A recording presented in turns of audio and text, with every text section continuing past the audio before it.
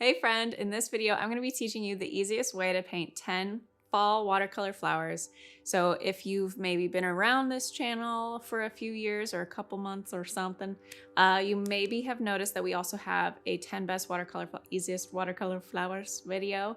It was a big success, very popular video. So now we decided to do that same video, but fall focused. So 10 new flowers, all fall seasonal flowers like dahlias and a bunch of other flowers I've never heard of before or ever painted before. So if you're ready, let's dive in.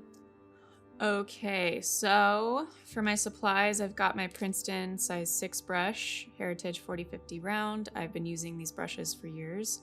My paper is St. Cuthbert's Mill Saunders Waterford paper, cold press. I always work in cold press paper. And then I've got my Mary watercolor paints. If you don't know the 20 colors, specific colors that I'm using, we have a great video of how I set up my palette and what colors I use in my palette, so check out that video. And thanks to my Mary, Princeton, and St. Cuthbert's Mill for sponsoring this video. I wouldn't be using these supplies if I didn't love them, and I'm excited for you guys to try them out. So I'm gonna be painting 10 different fall flowers, starting with a Camellia flower. So what I'm gonna do actually with this flower first is I've got this Chinese white watercolor that I'm gonna add to my Quinacridone red, which is like a opera rose color. Ooh, it's so thick!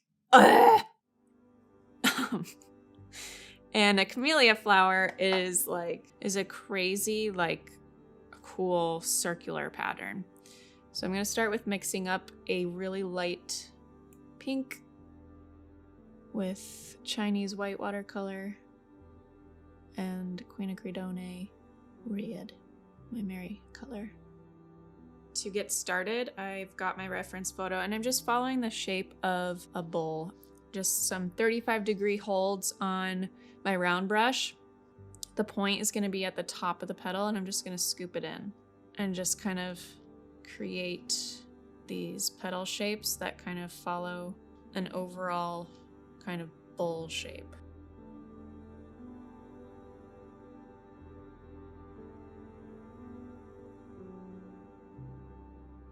And then I'll use just Quinacridone. Dude, it's unfortunate that I chose this color. It's an awesome color, but I really cannot say the name.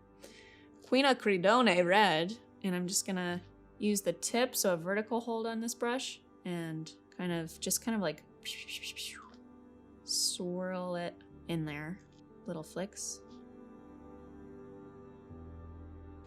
And already it's taking a nice little fluffy, loose camellia shape. And we're gonna do really light petals out here on the side.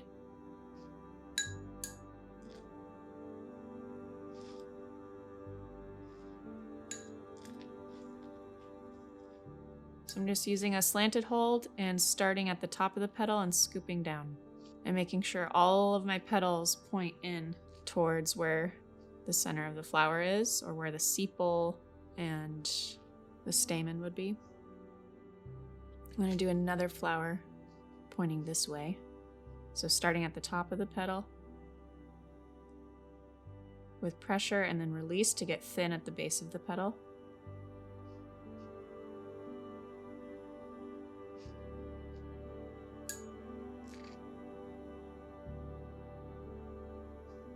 I might leave that one just like that, a little more open.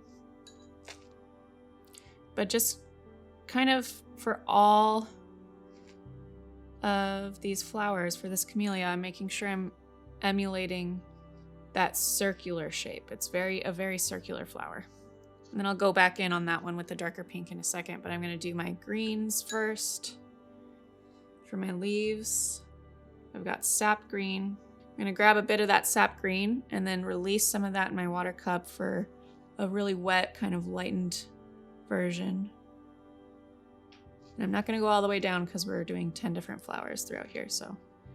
Okay, so the center of this flower is pointing this way. This is where we'd come out with our stem.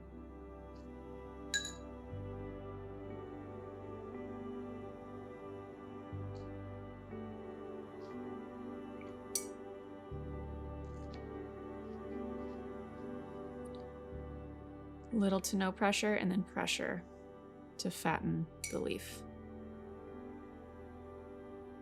You can do these little loose, scribbly strokes, like so. Now I'm going to go back over this lighter flower with some thick, buttery consistency of the Quina Credone red. And we're just going to scribble that in there.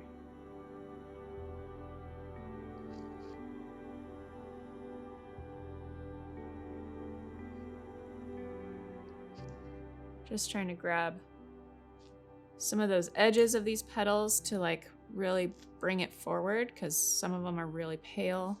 Could also be a rose or a peony, but they're very similar looking. So next flower I'm gonna paint, let me pull up my list. We'll do a Hellebore, whatever. I'm gonna pull up a reference photo of my Hellebore flowers that I'm gonna paint. This is gonna be more of a fall vibey color palette. So I'm gonna grab Dragon's Blood. That's a nice undertone, reddish brown color for the purple that I want. So I'm gonna grab Dragon's Blood. And since there's a lot of red in this Dragon's Blood, I know I can add blue to it, and it's gonna shift it to a little bit of a burnt purple. So we're grabbing Prussian blue with some Dragon's Blood, and that's pretty much the dark color that I want, the contrast color.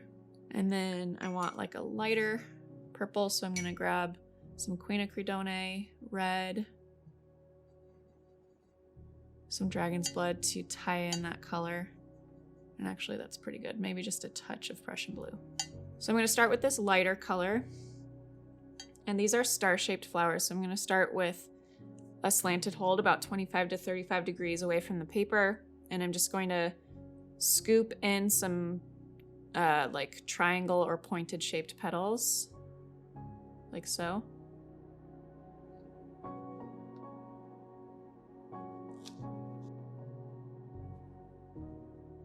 And basically create a star shape. And you can do lighter hues of that purpley red, darker hues to add contrast, and then it might go in with this darker purple that I have towards the center. Just a little bit. We're gonna add more of that once it dries too. Maybe I'll have a lighter one up here. Just kind of scribbling it around like I would with a pencil, but there's color on it, and I can use the belly of the brush to widen some of these strokes. Let's do one more. Maybe slightly more pink and side facing, so you're seeing a cone shape pointing down.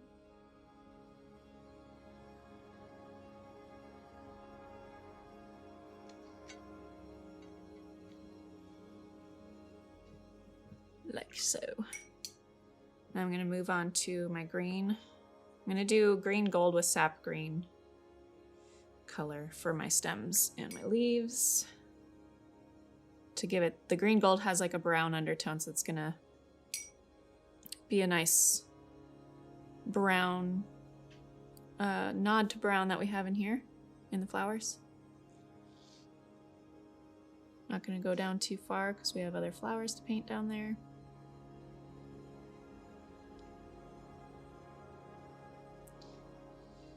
And then we'll have little leaves.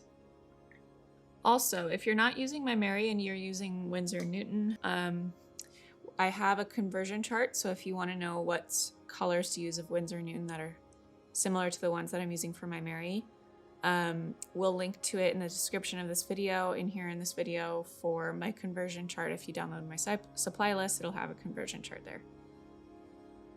And then I'm gonna add a little bit of primary yellow with some Chinese white to thicken it, make it more like gouache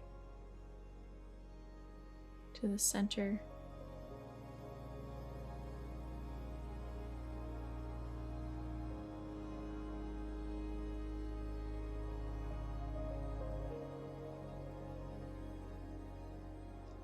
I'm gonna come back to the details on that flower after my next flower, which is gonna be Scilla.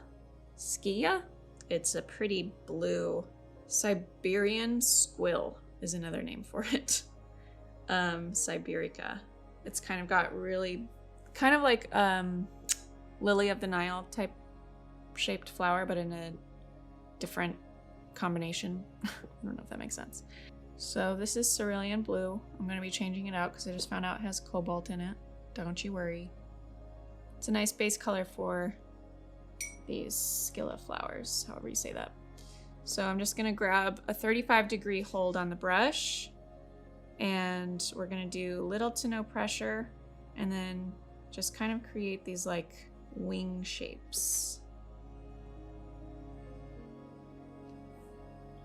Again, varying the hue a little bit, the value. All of the petals are always coming back to center.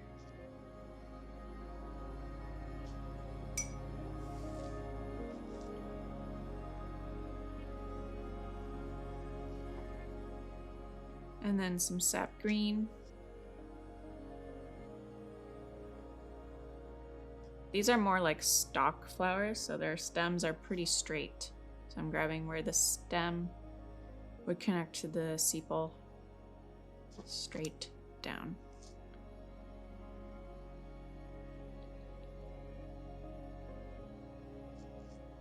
And then they've got kind of like long oval shaped leaves, almost like tulip leaves.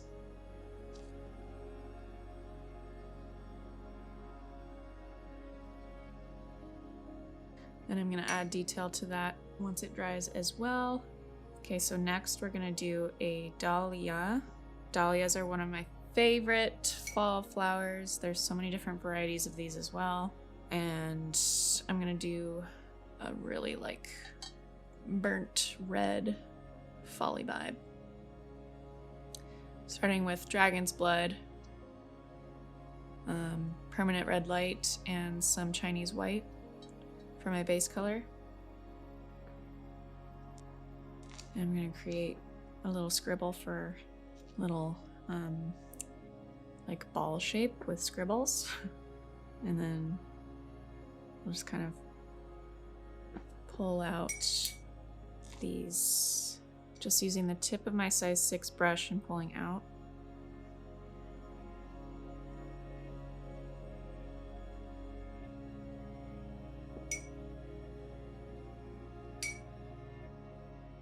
And from there, I am going to add my stem.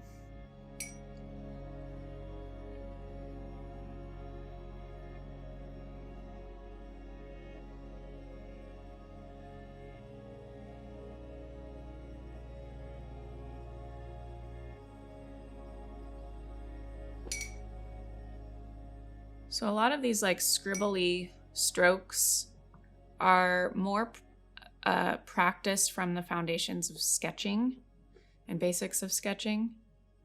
So if sketching is something that you're not super comfortable with or haven't really studied much, my course, The Art Within, goes over a ton of perspective drawings, flow state exercises, and drawing exercises that are going to help you really develop those motor skills.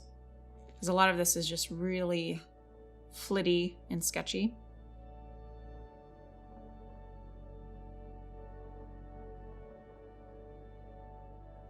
So I'm mixing up a really dark brown with Dragon's Blood and Carbon Black to accent some of these petals. I'm going to do most of my accent once the base layer is dry, but go in just a little bit on here. I also cover in The Art Within, I cover the basics of watercolor, composition, color theory, and then we get into how to get into flow state. I've got a bunch of expert interviews with doctors and meditation and breathwork experts. So if you're interested in all that stuff, make sure you check it out. I am gonna move on from this flower to the next flower, wait for that to dry and come back to these three. But the next flower where I'm gonna paint next fall flower I'm gonna paint is Ipheion. If you guys know how to pronounce these flowers, these are really random flowers because we had to dig around to find some fun fall flowers. But I've never heard of a lot of these. Ipheion comes in a bunch of different variety of colors. It's a star-shaped flower again. Instead of these long skinny petals, it's more almond-shaped petals. And we've got this lightish bluish purple. So Queen of Credone red, cerulean blue, some dragon's blood, lots of water. And we're gonna do almond shapes. So start with the outline of your petal and point in, trying to make your petals similar length and width with some variety here and there.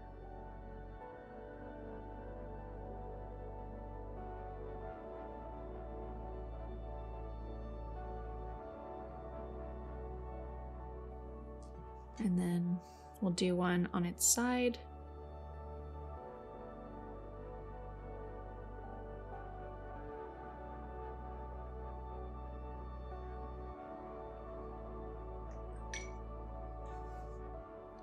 We've got more of a sap green, green gold color for the leaves.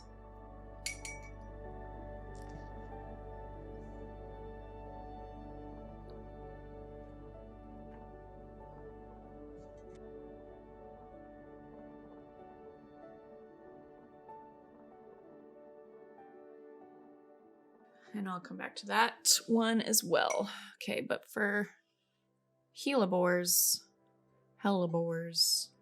I'm gonna come back to that really quick and just give it some sketchy flittiness.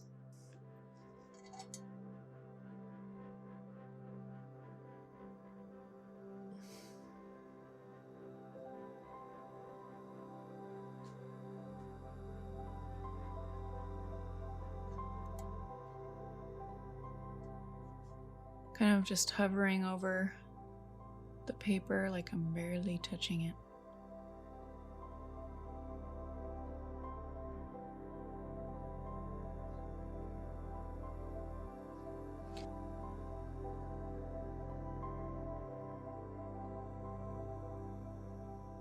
And then we're gonna do a dark detail on these with Prussian blue and some carbon black.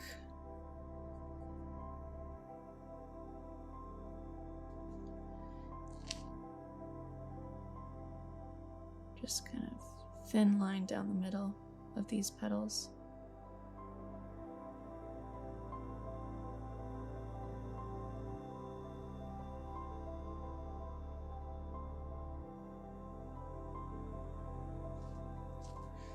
And the center of these flowers is a very similar dark blue color. Just a little boop.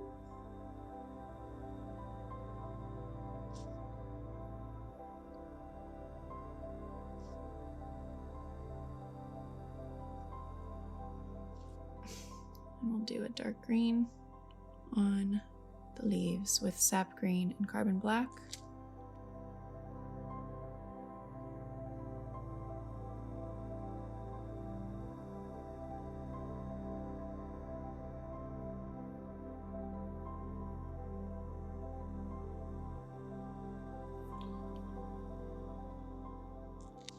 So just kind of creating that motion of these petals with these darker details.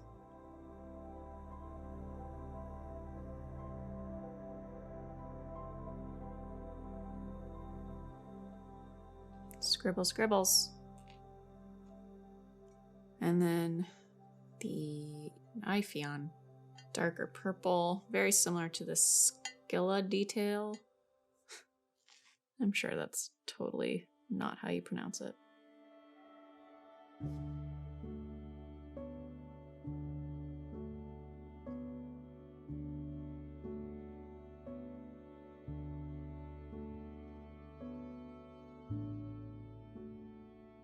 Yellow with primary yellow and Chinese white for the center.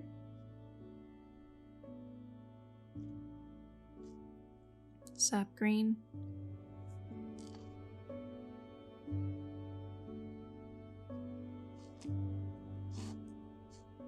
Okay, next is Witch Hazel.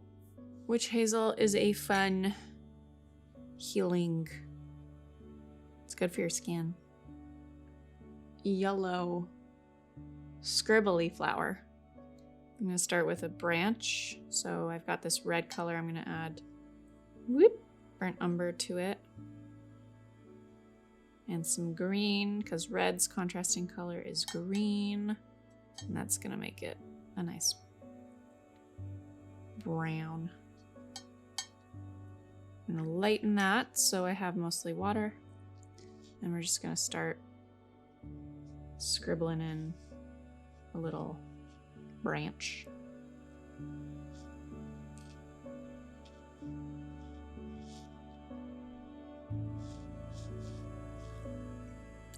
Then we're gonna grab primary yellow and a touch of yellow ochre. And I'm just gonna start doing these crazy yellow scribbles.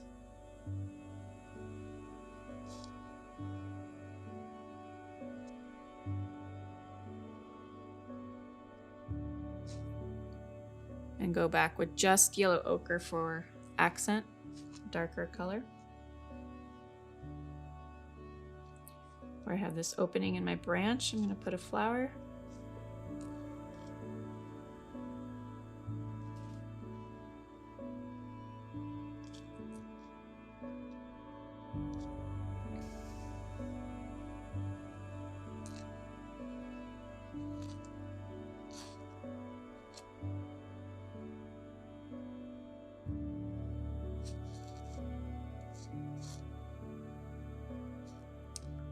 And some green, sap green and green gold.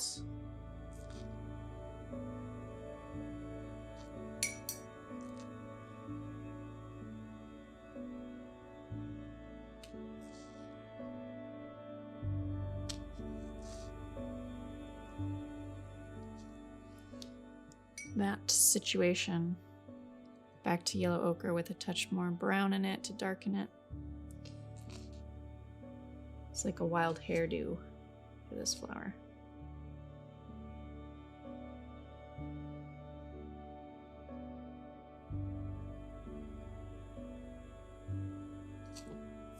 Next flower is a primrose. These also, just like everything else, come in a variety of different colors. I'm gonna do the pink variety. And these are rounded top, star-shaped flowers, rounded top petals.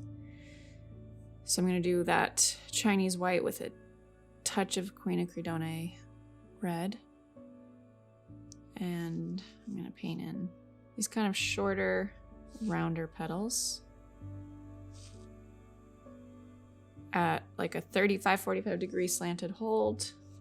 And I'm just kind of painting in the outline and scribbling in the rest.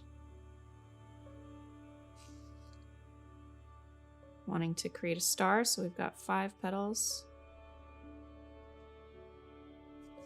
And then I'll go to the edge of each petal and add a really buttery, thick Queen of Credone red for that darker edge.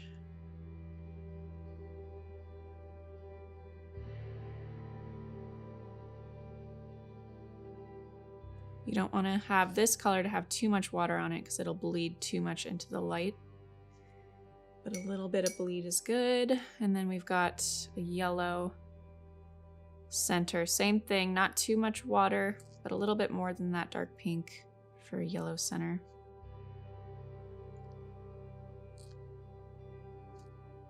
Might lift off some of this color just to get it a little bit lighter. And a couple more of these.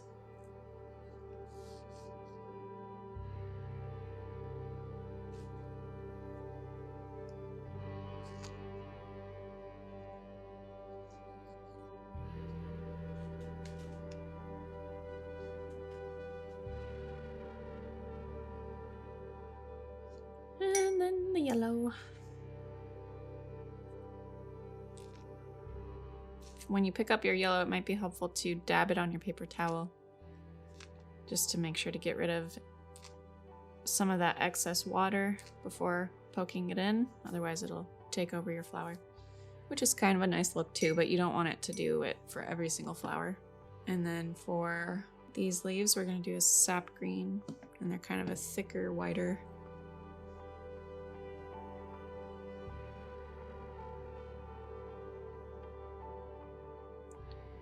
If you need help with your leaves, make sure you watch my series on this YouTube channel where I go over how to paint leaves. It'll be very helpful. There's also the Complete Beginner's Guide to Watercolor Flowers, which will help you with the flower shapes and with the leaf shapes. And then my book, Everyday Watercolor Flowers. I'm gonna wait for that to dry and add more detail to it. And then we are moving on to Pieris, another new one for me. Pieris Japonica. It's like a dangly flower. Really, really pretty. I'm gonna do just a little blurb of it, but it's got some pinkish brown. There's a bunch of different varieties, of course, so many different colors, but we've got this like muted blush pink. So Queen of Credone red, some dragon's blood, some Chinese white, some burnt umber probably too. And I'm gonna lighten that for my first color. I'm just gonna dabble using a side slanted hold and kind of doing these circular motions for a drippy vine.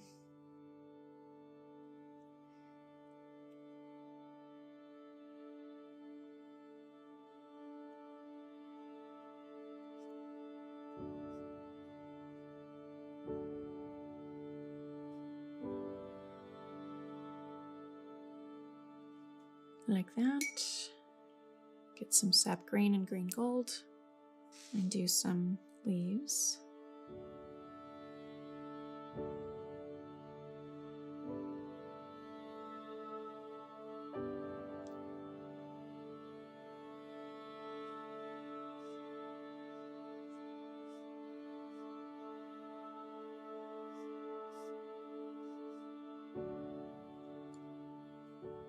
Stems.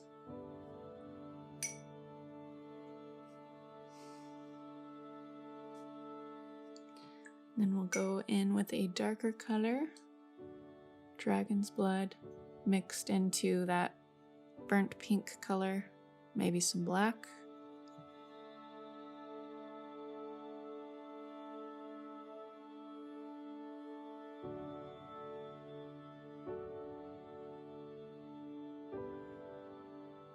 It's important to just stay loose and remember the overall shape of like a grape vine for these types of flowers. And I'm just scribbling in and kind of blurring my eyes so that I don't overthink where to place everything. Next flower is Crocus. It kind of looks like a tulip, and it has these cool light purple varieties with dark veining details on them that I'm gonna do. So I'm gonna mix up a really light purple, Queen of Credone violet, lots of Chinese white for my base color. And I'm going to start with a slanted hold, just kind of create the outline of my petals.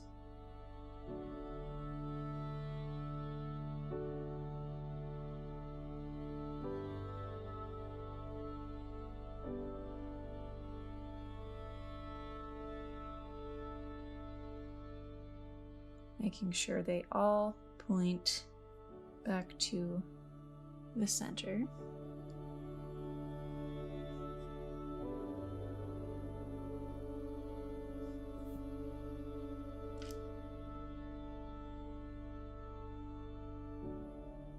This one's more tucked.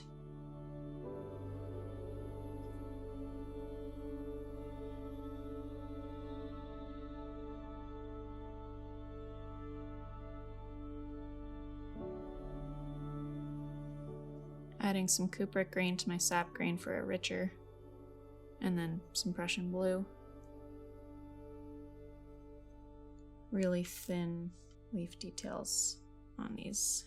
So I'm just kind of lightly, thinly using the tip of my brush.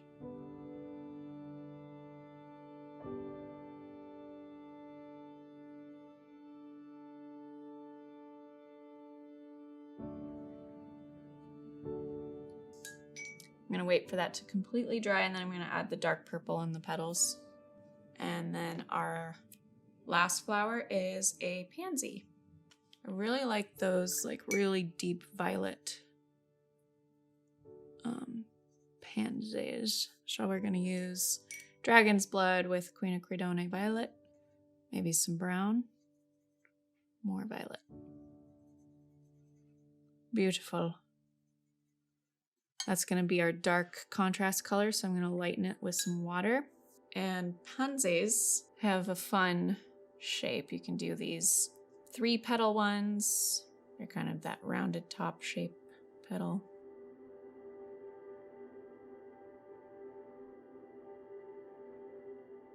Where you have one at the top and 2 at the bottom, kind of just connect. Oh! Gosh, I hate that so much.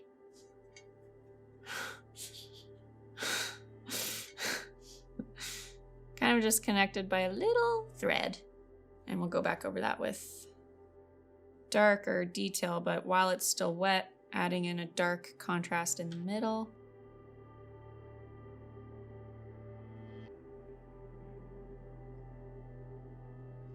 Even more, actually.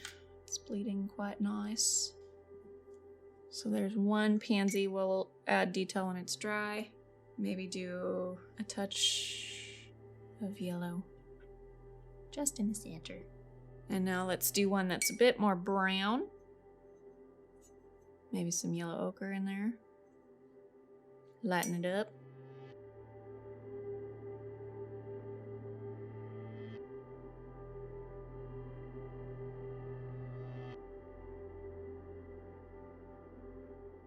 And let's do dark center.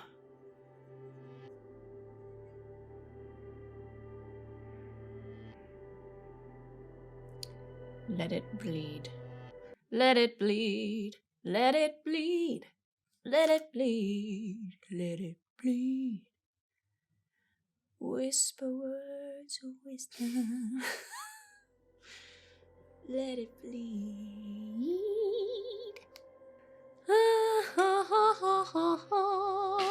Now I'm gonna do a light pansy over here. A light purple pansy. Just a little guy.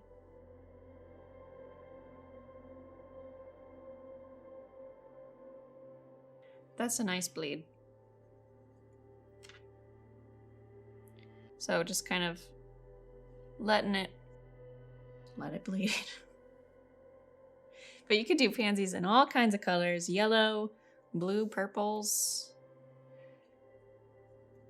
And it's really about working wet and wet. Lighter layer first. Then a mid-tone layer to bleed, and then a little bit darker in the center. Or yellow in the center. When that dries, I'm gonna go over that with some liney, fun, blind details. But we're just gonna give them some little dainty stems, no leaves. Just, hello. I'm wobbly, and I'm cute.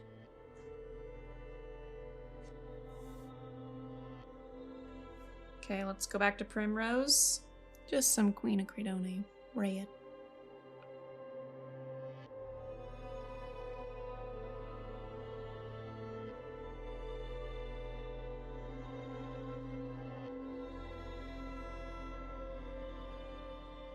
Just adding some little sparse details.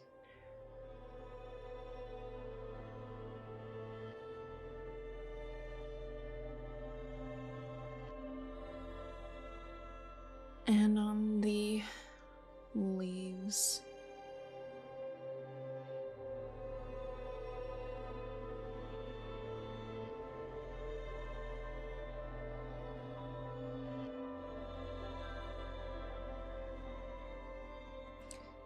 So darker purple, thicker, darker, with some red.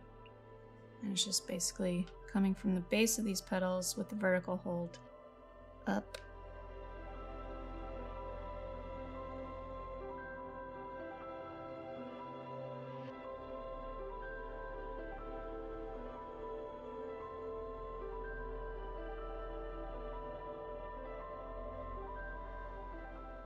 Follow the shape of the petal.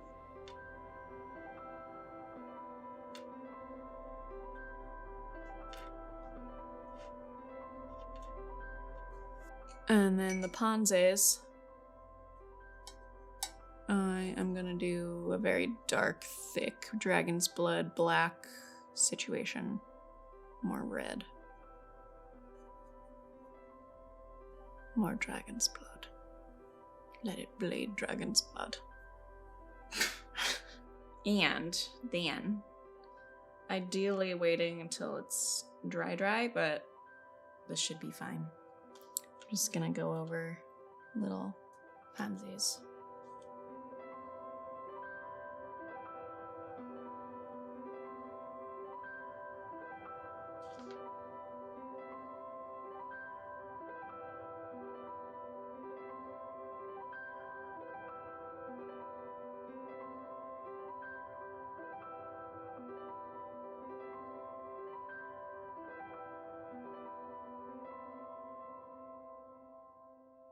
There you go, folks. 10 fall flowers, all in a variety of very different shapes from each other. So it'll give you a nice, well-rounded tutorial experience on creating many different shaped flowers.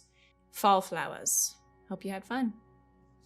Thank you so much for watching this video. I hope it was helpful for you. If you haven't checked out the easiest way to paint 10 watercolor flowers, the main video, check that out. And then also my complete beginner's guide to watercolor video on here, which is about almost 2 hours and shows you all the different techniques and everything you need to know about watercolor if you're new or struggling with certain things and techniques. If you want to take your art to the next level, make sure you check out my Patreon. We have exclusive tutorials every single month, 2 different tutorials and 2 live Q&A and a live art class every single month as well for this art community that also comes with all of those tutorials and live classes. And then I also have my course, The Art Within, which I mentioned earlier in this video, but if you want to take your art to something where you're developing your own style, you're tapping into flow state and developing those foundational motor skills and muscle memory and all that beyond, then check out jennaRainey.com/the-art-within to check out The Art Within. And as always, thank you so much for watching these videos, engaging with them, and I'll see you in the next one.